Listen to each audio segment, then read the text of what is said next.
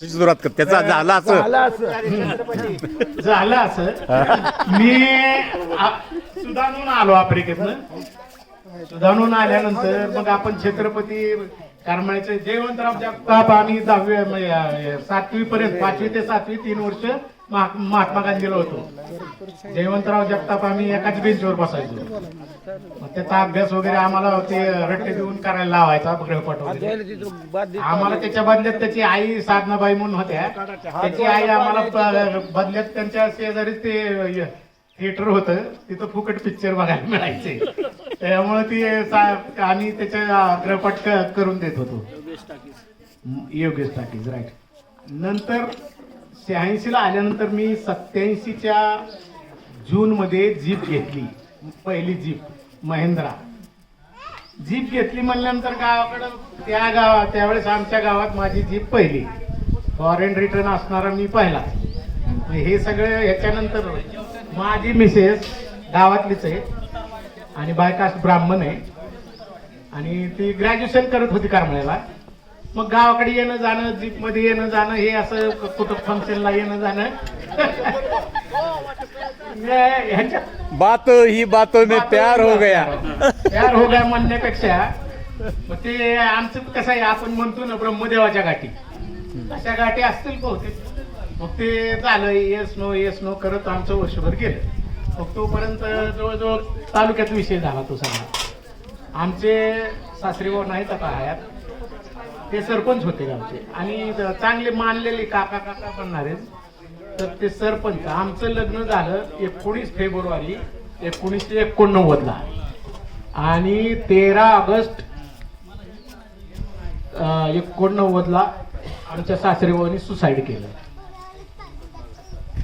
हा पार्ट मी अजूनपर्यंत बऱ्याच लोकांना माहित नाही. सुसाईड केलं पण ते आमच्यासाठी खास म्हणून केलेलं नाही.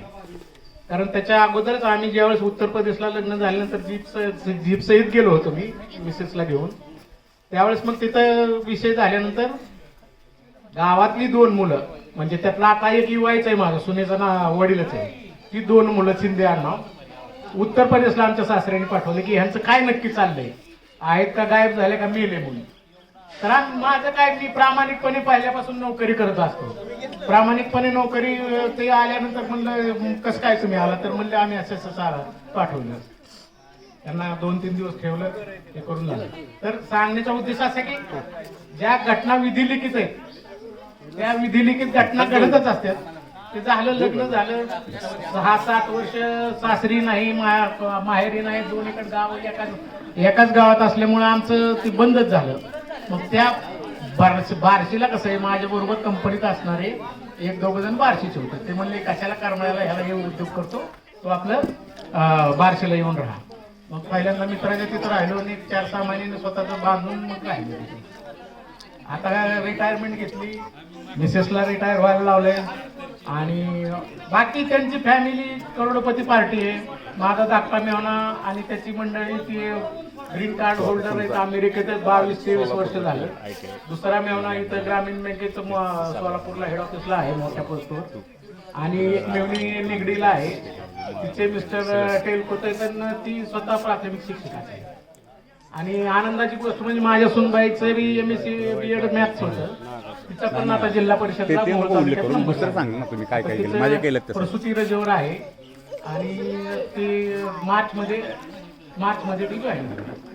असं आहे. एकूण काय परिस्थिती गरीबच होती पण आता काय ना आपण कसं आहे आपल्याला आपल्या बापाने शिकवलं नाही त्याच्यामुळे आपण पोराला शिकवलं याचं सगळं व्यवस्थित केलं.